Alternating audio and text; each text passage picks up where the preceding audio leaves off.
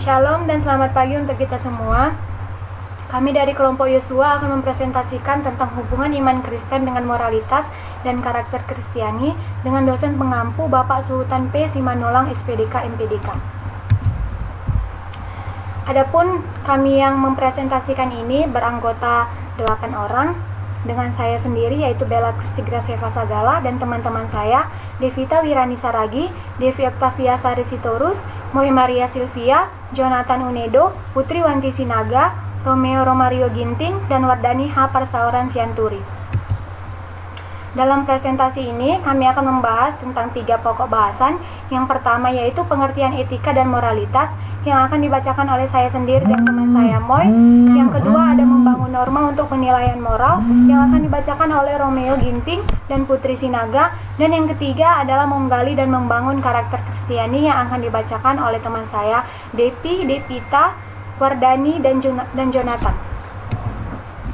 Yang pertama adalah pengertian etika. Etika berasal dari bahasa Yunani yaitu ethos dan etikos. Ethos berarti kebiasaan, adat, sedangkan etikos artinya kesusilaan, perasaan batin atau kecenderungan hati seseorang dalam melaksanakan suatu perbuatan. Sedangkan pengertian etika dalam Kristen itu dapat definisikan menjadi 4, yaitu 1. Suatu cabang ilmu teologi yang membahas tata cara atau penyelesaian masalah tentang apa yang baik dari sudut pandang Kristen. Yang kedua, apabila dilihat dari hukum Taurat dan Injil, etika dalam Kristen adalah segala perbuatan yang dikehendaki oleh Allah untuk selalu melakukan perbuatan baik. Yang ketiga, sebagai suatu ilmu yang membahas tentang moral manusia secara kritis.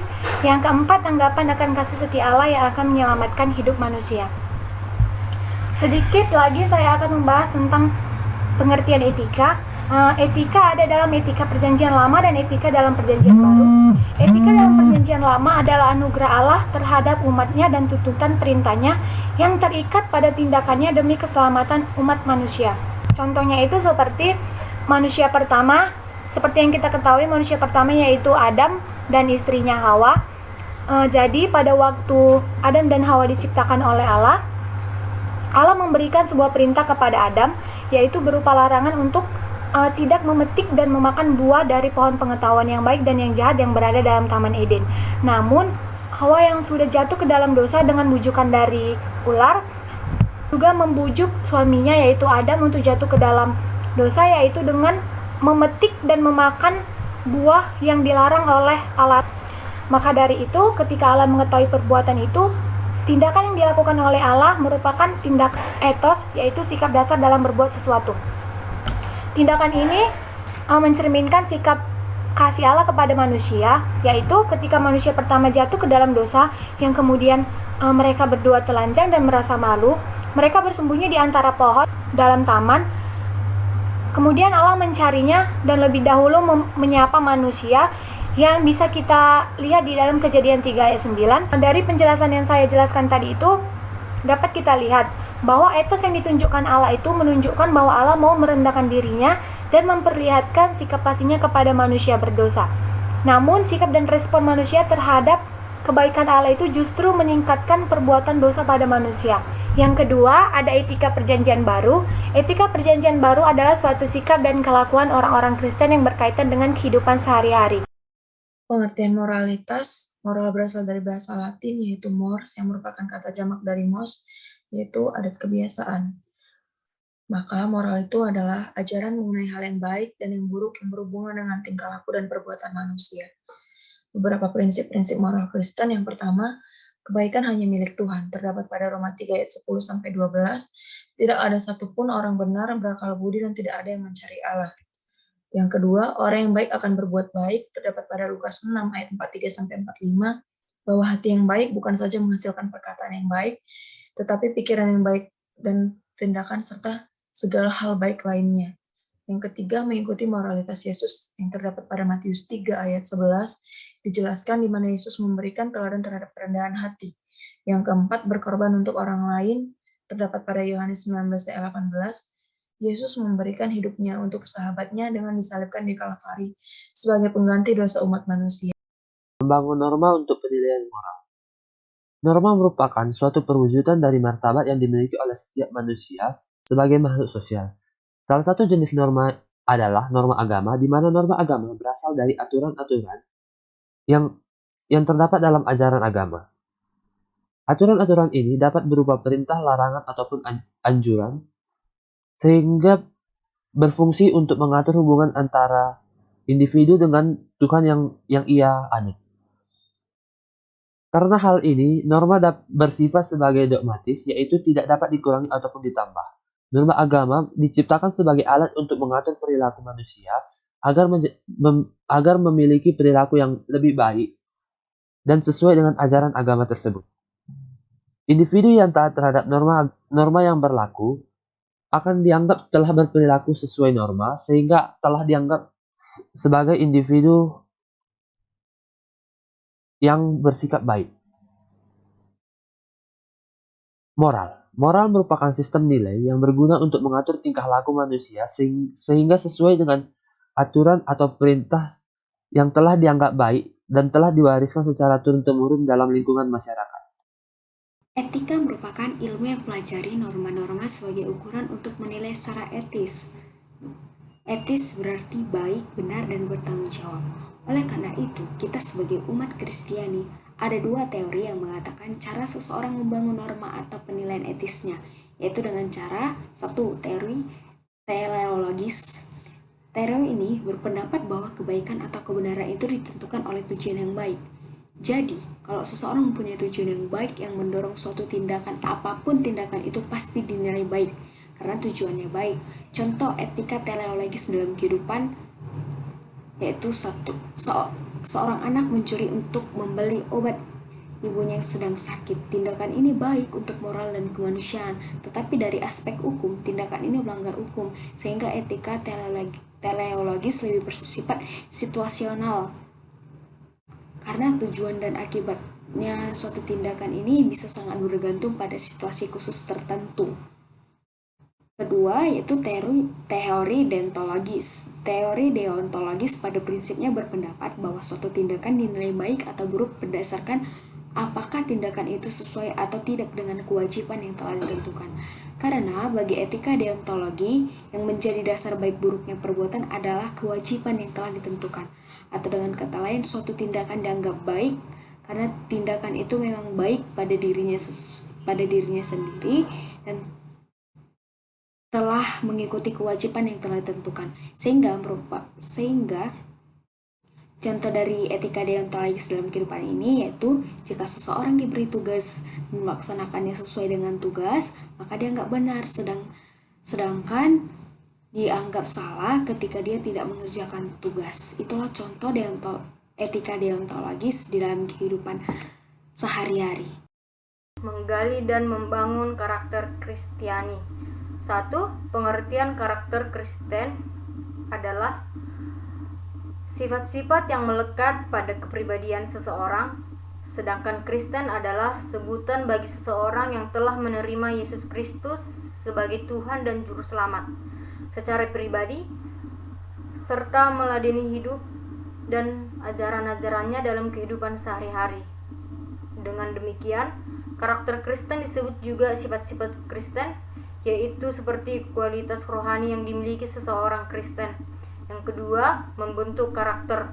Setiap pribadi dikenal melalui sifat-sifat ataupun karakter yang khas. Pembentukan pribadi mencakup kombinasi dari beberapa unsur yang tidak mungkin dapat dihindari, yaitu seperti unsur hereditas adalah unsur yang diwariskan dari orang tua melalui proses kelahiran, seperti keadaan fisik, intelektual, emosional, dan temperamen ataupun spiritual. Yang kedua, unsur lingkungan, yang dimana di sini unsur lingkungan yang mempunyai peranan dan pengaruh yang cukup besar dalam membentuk karakter dari pribadi seseorang.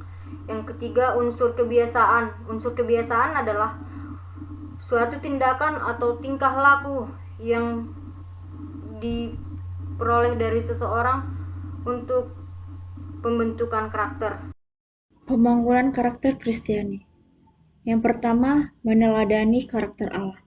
Ketika Allah menyatakan dirinya kepada Musa sebagai Allah yang penuh dengan kemurahan dan belas kasihan, yang tidak lekas marah, yang berlimpah kasih setianya, dan yang tetap mengasihi serta yang mengampuni kesalahan, pelanggaran dan dosa manusia. Oleh karena itu, dapat terlihat bahwa karakter kepribadian Allah adalah standar yang mutlak. 2. Membangun karakter Allah dalam kepribadian manusia. Perubahan atau transformasi rohani dan karakter yang benar berlangsung dari dalam keluar, bukan dari luar ke dalam. Iman, kasih, pengetahuan, kesalehan, ketekunan, kesetiaan, penguasaan diri, mengalir dari kehidupan Kristus yang telah ditanamkan dalam diri seseorang pada waktu lahir baru. Selanjutnya, hubungan antara iman dan etika Kristen dan karakter Kristen. Iman Kristen, bila dipahami dengan baik, tidak hanya menyangkut kepercayaan dalam arti kognitif. Sebagai pengakuan intelektual kita mengenai kebenaran dari yang kita percayai. Iman Kristiani juga mencakup pengertian mempercayakan diri kita kepada yang kita percayai, yaitu Tuhan Yesus Kristus, dan membangun sikap dalam hubungan dengan yang kita percayai. Pada akhirnya, pengetahuan dan sikap saja tidak cukup untuk mewujudkan iman Kristiani itu. Kita perlu melakukan apa yang kita percayai, dan kita ketahui bahwa hal itu baik. Pentingnya karakter Kristen. Alasan penting mengapa kita perlu mengajarkan dan menampilkan karakter Kristen adalah kemerosotan moral. Karena saat ini sudah begitu luas kalangan yang merasakan terjadinya kemerosotan moral. Pengajaran karakter adalah suatu perlawanan terhadap kemerosotan moral dan terhadap modernisasi. Dalam zaman globalisasi dari modern saat ini, kita semakin menyadari berbagai aturan moral yang berbeda dari berbagai budaya yang berbeda pula. Saat ini, kita hidup di suatu zaman perjumpaan global dan keragaman budaya. Dan itu justru membuat kita menjadi kemampuan untuk beradaptasi. Kita mengetahui bahwa identitas orang Kristen dikenal lewat dua hal atau lewat dua kualitas yang secara jelas dinyatakan sebagai garam dan terang dunia, yang dimana pernyataan ini dapat kita temukan di dalam kitab Matius 5 ayat 13 dan 14. Kedua hal ini mengacu kepada perbedaan dan pengaruh. Hal ini dapat diartikan bahwa orang Kristen secara khusus harus memikul beban moral secara konsisten dan konsekuen. Lebih jauh lagi, ini bukan sekedar penegasan, tetapi merupakan sebuah panggilan bagi orang Kristen untuk melibatkan diri dan memberi solusi dalam masalah-masalah dunia tanpa harus menjadi duniawi. Baik, saya akan melanjutkan materi kami. Pada kitab Matius 5 ayat 13 dikatakan, jika garam menjadi tawar maka ia tidak berguna, dan jika terang disembunyikan di bawah gantang maka ia tidak dapat menerangi semua orang. Tertulis pada kitab Matius 5 ayat 15. Karena itu, demikianlah hendaknya terangmu bercahaya di depan orang, supaya mereka melihat perbuatanmu yang baik dan memuliakan Bapamu yang di sorga. Tertulis pada Matius 5 ayat 16. Oleh karenanya, perbuatan yang baik menunjuk kepada perbuatan baik dalam pengertian moral, kualitas, dan manfaat. Dengan demikian, perbuatan baik adalah cermin dari kualitas karakter seseorang. Pemazmur mengingatkan kita, ajarlah kami menghitung hari-hari kami sedemikian, hingga kami beroleh hati yang bijaksana. Tertulis pada kitab Mazmur 90 ayat 12. Pada saat seseorang menjadi cukup dewasa untuk menyadari betapa singkatnya hidup ini, maka ia mulai sadar betapa berharganya seandainya ia telah belajar lebih awal untuk menjadi bijaksana dalam kehidupan. Paulus menasihati, karena itu, perhatikanlah dengan seksama bagaimana kamu hidup, janganlah seperti orang bebal, tetapi seperti orang arif. Dan pergunakanlah waktu yang ada, karena hari-hari ini adalah jahat. Sebab itu janganlah kamu bodoh, tetapi usahakanlah supaya kamu mengerti kehendak Tuhan. Tertulis pada kitab Efesus 5 ayat 15-17. Jika kita berusaha sungguh-sungguh untuk memiliki hikmat dari Allah, kita akan lebih mampu meningkatkan kualitas diri, mengembangkan karakter dan nilai-nilai yang mengalir dari hidup baru yang telah ditanamkan Allah dalam kita. Karakter kita akan menjadi karakter yang saleh, sehingga orang lain senang melihatnya dan memuliakan Allah. Tertulis pada kitab Matius 5 ayat 16. Demikian hasil dari presentasi kelompok Yosua terhadap hubungan iman Kristiani terhadap perbentukan karakter dan moralitas. Jika ada kesalahan, kami memohon maaf. Terima kasih, Tuhan Yesus memberkati.